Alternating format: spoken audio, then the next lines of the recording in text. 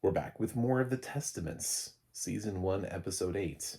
They're planning for 3 seasons. Hulu has not picked this up for a second season. I'm not entirely sure why. Like 3 seasons isn't a big ask, but we'll see what's going down the pike for them here. Audio description on Hulu, or Hulu with Disney Plus, or Disney Plus with Hulu, or I don't know, whatever, however you achieve the show. So the episode's narrated by Agnes, and it's because the girls, they know what their matches are. Unfortunately, she's going to be matched to the guy who's in charge of the eyes, so that's fun for her. Although he does kind of dial it down a little bit in this episode. There's a moment where they're testing the cakes, and Paula tries to take over a lot, her stepmother, and when she gets up from the table for like a hot second, he's like, I want you to pick the cake that you want. Like, your mom is fine, but this is your wedding. I want you to enjoy it. Which is sort of an odd take from this guy who just hauled off a Pearl girl. And we don't know what happened to her. Aunt Lydia tries to find out in this episode, and we don't know. So, I don't think anybody is warm and fuzzy in this entire series. However, especially after his comment in the previous episode about his wife's passing, mentioned that he was only sad that his son died in the childbirth, not that he also lost a wife. So, as far as these connections are made, I don't think this is a love match. I don't know how it could be. She's 15. It's creepy. Anyway, so Garth is going to marry Becca, and so that's going to happen. So Becca's going to be actually pretty safe, which is good because something's going to happen to her dad, because her dad keeps molesting slash raping the girls when they go in for their dentist treatments, and then being super creepy about it later on. He's like, looks like we're gonna have to take another look. See there at those teeth. And it's like, yeah, the teeth. The teeth is what you're taking a look at. Sure. But this is this is an episode where basically Agnes hears from Hilda that Hilda went in for her teeth, whatever. Do these girls all have bad teeth? What's up with their teeth? Why are they all doing them at the last minute? Like, what's up with regular dental care? Anyway, Hilda went in, and Becca's dad molested her and made her do things that she didn't want to do. So, Agnes, who this happened to earlier in the season, and still has not actually vocalized those things, tries to get her to go to the aunts and to say, and she's like, well, this is, the aunts will be there for you, the God will protect you and all that kind of stuff. Hilda goes there, and the aunts are basically like, Hilda's crazy. And then they bring Agnes into the office, and even in her narration, she's like, yeah, you hate me now.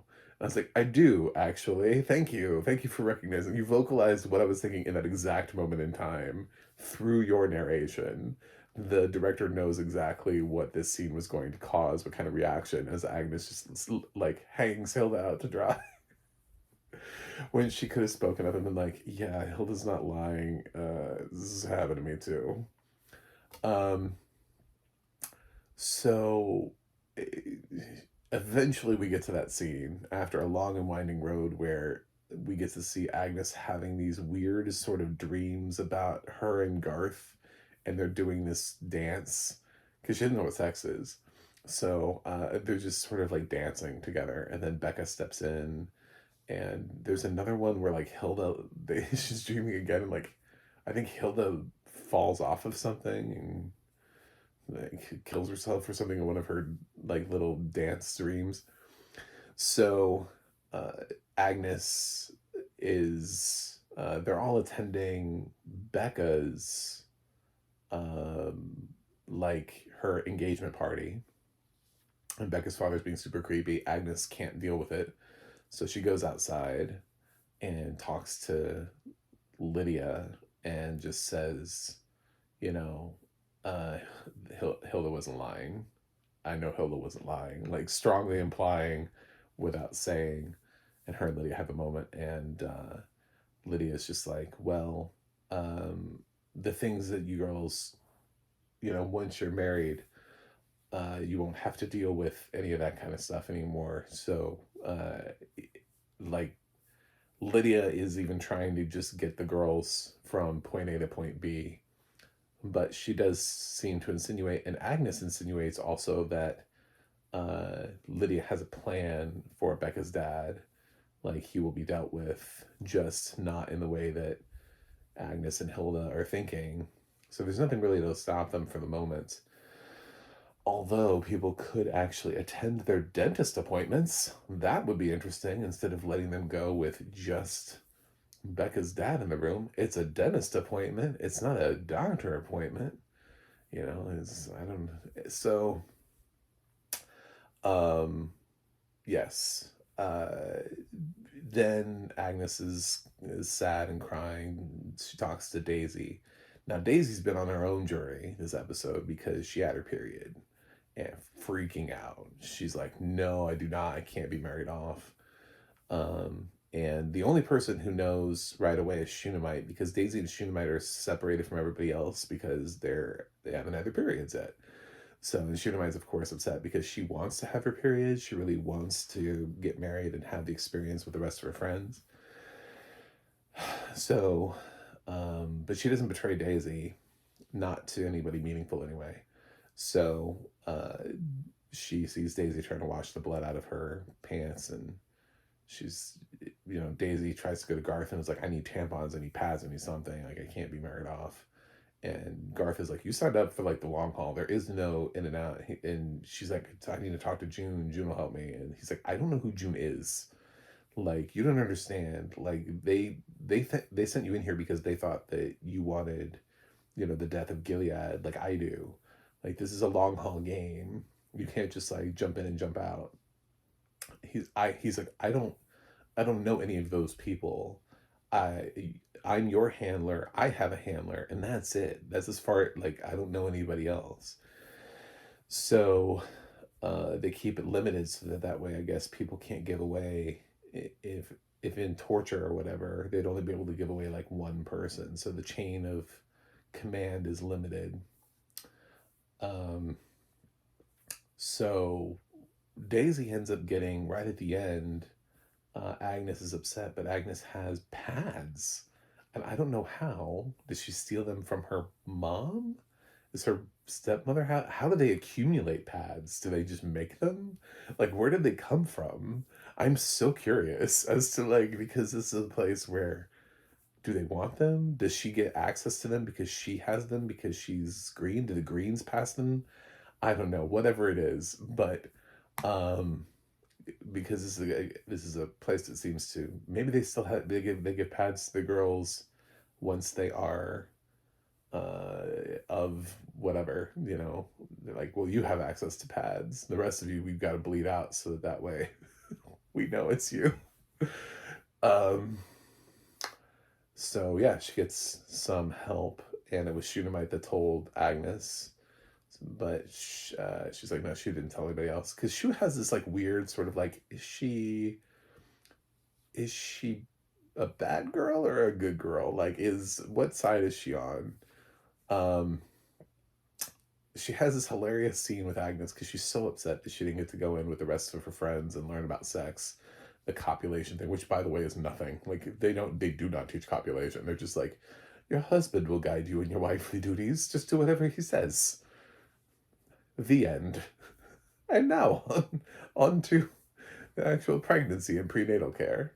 That, like, there's no mention of like a penis going into a vagina or anything like that. They're like, well, we can't talk about it. So Daisy, who comes as a poor girl and knows more about society, she has a side conversation with Shunammite where she explains perfectly what it is. And Shunammite's like, you must think I'm stupid. So, and Daisy's just like, what? It's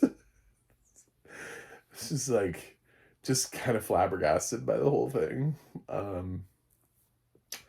So Shunammite is still treating Hilda like her, even though Hilda is now up to one of the Greens. So, like, she controls Hilda and kind of bosses her around a little bit. And she's upset because she wanted to be. She's like, I do all the things. I eat organically. I drink all the right tea. I do everything I'm supposed to do. Why am I not? Why have I not been blessed? So, um,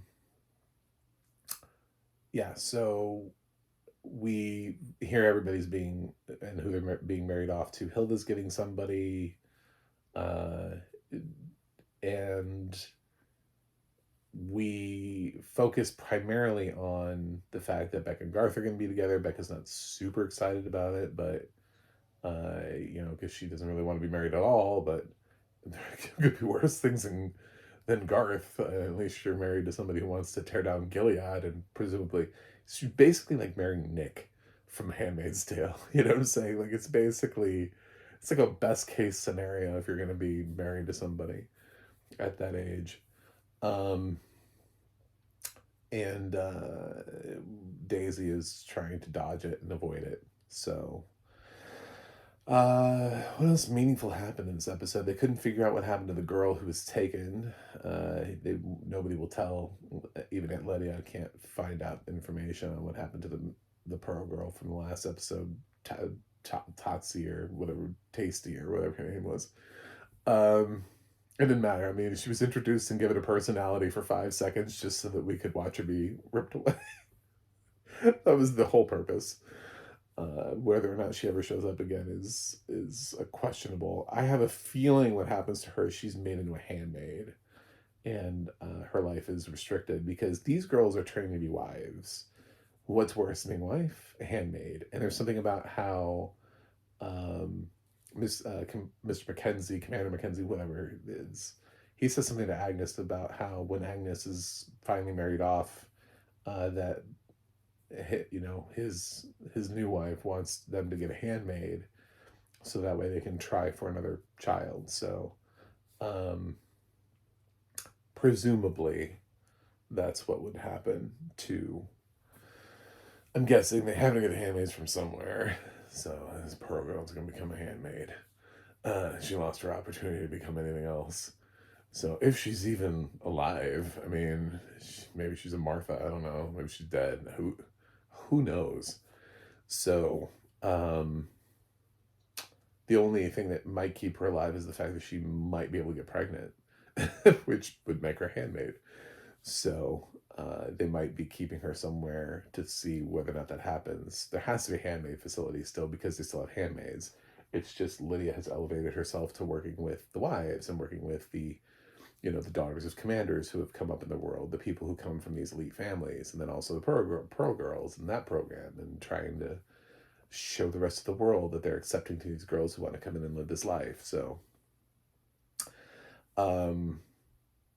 yeah, that's basically everything that happened in the episode that was meaningful. Most of it is just Agnes dancing back and forth on whether or not she should talk about being raped / molested by Becca's dad, and using Hilda as she says, as a canary in a coal mine. And she's like, yeah, and I watched the canary struggle to breathe and I ran.